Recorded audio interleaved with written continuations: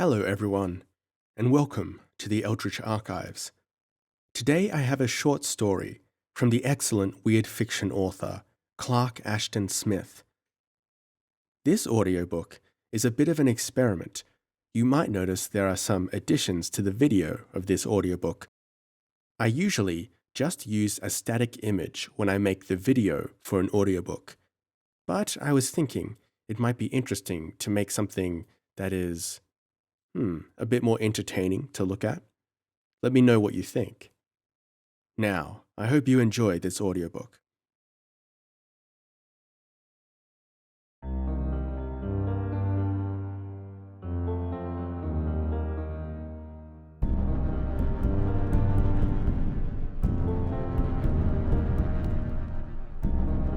Who Are the Living? By Clark Ashton Smith. Read by Connor Kay.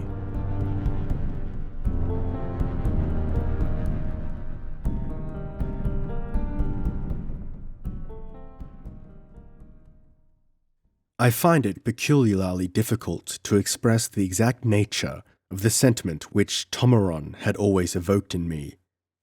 However, I am sure that the feeling never partook, at any time, of what is ordinarily known as friendship.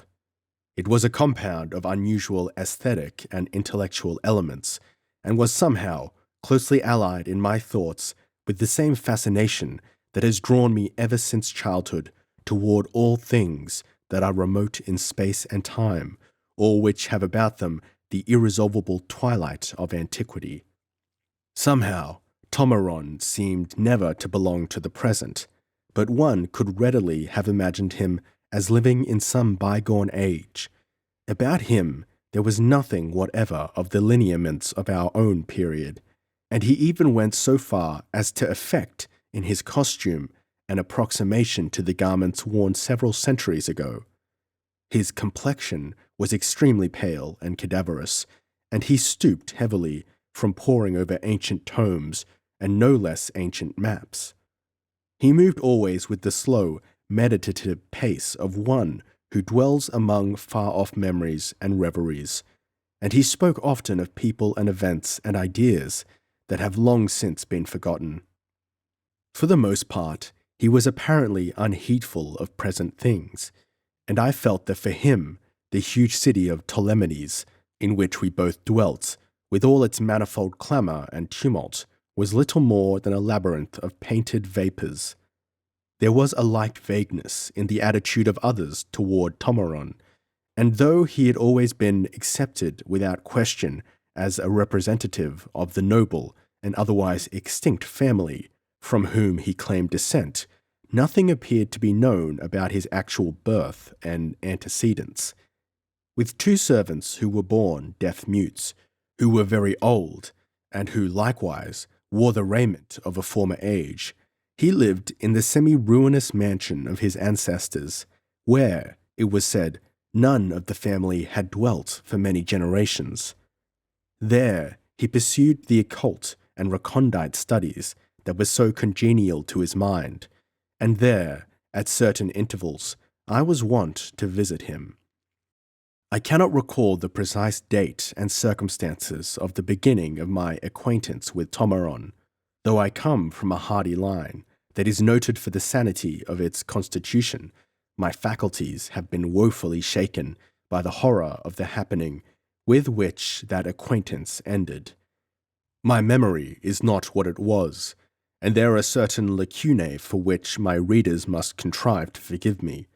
The only wonder is that my powers of recollection have survived it all beneath the hideous burden that they have had to bear, for, in a more than metaphoric sense, I have been as one condemned to carry with him, at all times and in all places, the loathsome incubi of things long dead and corrupt. I can readily recall, however, the studies to which Tomaron had devoted himself, the long Daemonian volumes from Hyperborea and Mu and Atlantis, with which his library shelves were heaped to the ceiling, and the queer charts, not of any land that lies above the surface of the earth, on which he pored by perpetual candlelight.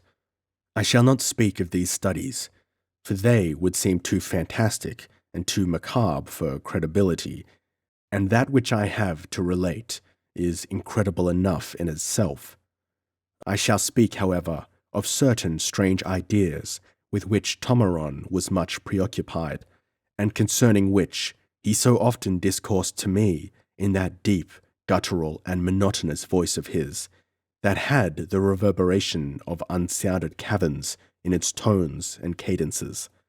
He maintained that life and death were not the fixed conditions that people commonly believed them to be, that the two realms were often intermingled in ways not readily discerned, and had penumbral borderlands, that the dead were not always the dead, nor the living, as such terms are habitually understood.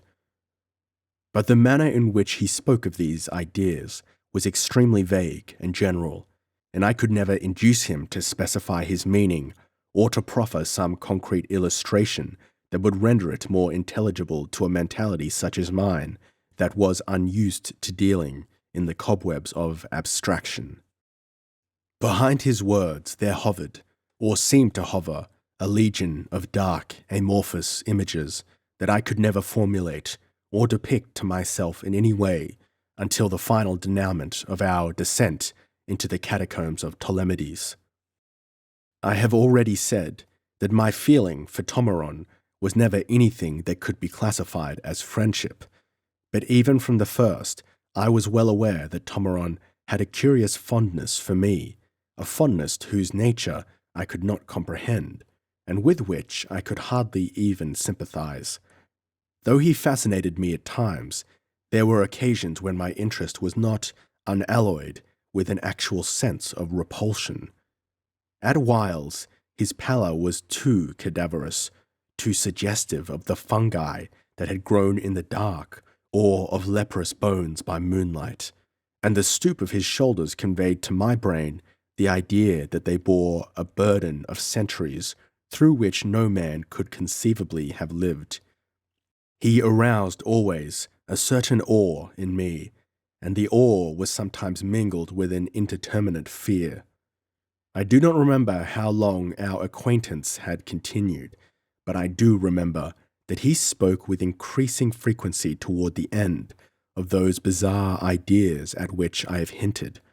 Always I felt that he was troubled about something, for he often looked at me with a mournful gleam in his hollow eyes, and sometimes he would speak with peculiar stress of the great regard he had for me, and one night he said this: "Theolas, the time is coming when you must know the truth, must know me as I am, and not as I have been permitted to seem. There is a term to all things, and all things are obedient to inexorable laws. I would that it were otherwise, but neither I nor any man among the living or among the dead can lengthen at will the term of any state or condition of being, or alter the laws that decree such conditions." Perhaps it was well that I did not understand him, and that I was unable to attach much importance to his words, or to the singular intentness of his bearing as he uttered them. For a few more days I was spared the knowledge which I now carry. Then, one evening, Tomaron spoke thus: "I am now compelled to ask an odd favor of you, which I hope you will grant me in consideration of our long friendship. The favor is that you accompany me this very night to those vaults of my family which lie in the catacombs of Ptolemaides."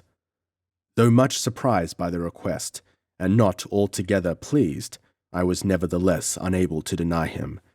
I could not imagine the purpose of such a visit as the one proposed, but, as was my wont, I forbore to interrogate Tomaron, and merely told him that I would accompany him to the vaults if such were his desire. "I thank you, Theolas, for this proof of friendship," he replied earnestly.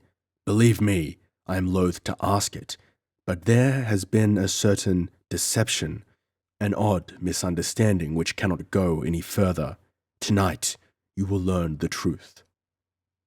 Carrying torches, we left the mansion of Tomeron and sought the ancient catacombs of Ptolemades, which lie beyond the walls and have long been disused, for there is now a fine necropolis in the very heart of the city. The moon had gone down beyond the desert that encroaches toward the catacombs, and we were forced to light our torches long before we came to the subterranean adits. For the rays of Mars and Jupiter in a sodden and funereal sky were not enough to illume the perilous path we followed among mounds and fallen obelisks and broken graves. At length we discovered the dark and weed-choked entrance of the charnels, and here Tomeron led the way with a swiftness and surety of footing that bespoke long familiarity with the place. Entering, we found ourselves in a crumbling passage where the bones of dilapidated skeletons were scattered amid the rubble that had fallen from the sides and roof. A choking stench of stagnant air and age-old corruption made me pause for an instant, but Tomeron scarcely appeared to perceive it, for he strode onward, lifting his torch and beckoning me to follow. We traversed many vaults in which mouldy bones and verdigris-eaten sarcophagi were piled about the walls, or strewn where desecrating thieves had left them in bygone years. The air was increasingly dank, chill, and miasmal, and mephitic shadows crouched or swayed before our torches in every niche and corner. Also, as we went onward, the walls became more ruinous, and the bones we saw on every hand were greener with the mould of time. At length we rounded a sudden angle of the low cavern we were following. Here we came to vaults that evidently belonged to some noble family, for they were quite spacious, and there was but one sarcophagus in each vault. "My ancestors and my family lie here," announced Tomeron. We reached the cavern's end and were confronted by a blank wall. At one side was the final vault, in which an empty sarcophagus stood open. The sarcophagus was wrought of the finest bronze and was richly carven. Tomeron paused before the vault and turned to me.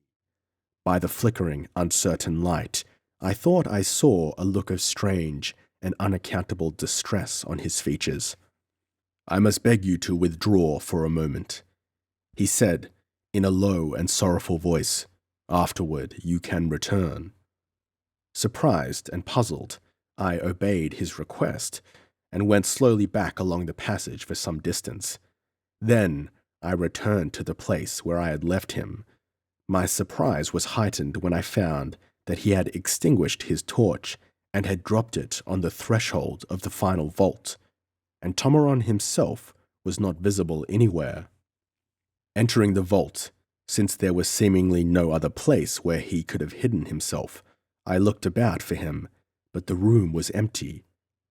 At least I thought it empty until I looked again at the richly carven sarcophagus and saw that it was now tenanted, for a cadaver lay within, shrouded in a winding sheet of a sort that had not been used for centuries in Ptolemades. I drew near to that sarcophagus and peered into the face of the cadaver. I saw that it bore a fearful and strange resemblance to the face of Tomeron, though it was bloated and puffed with the adipocere of death, and was purple with the shadows of decay. And looking again, I saw that it was indeed Tomeron. I would have screamed aloud with horror that came upon me, but my lips were benumbed and frozen, and I could only whisper Tomeron's name.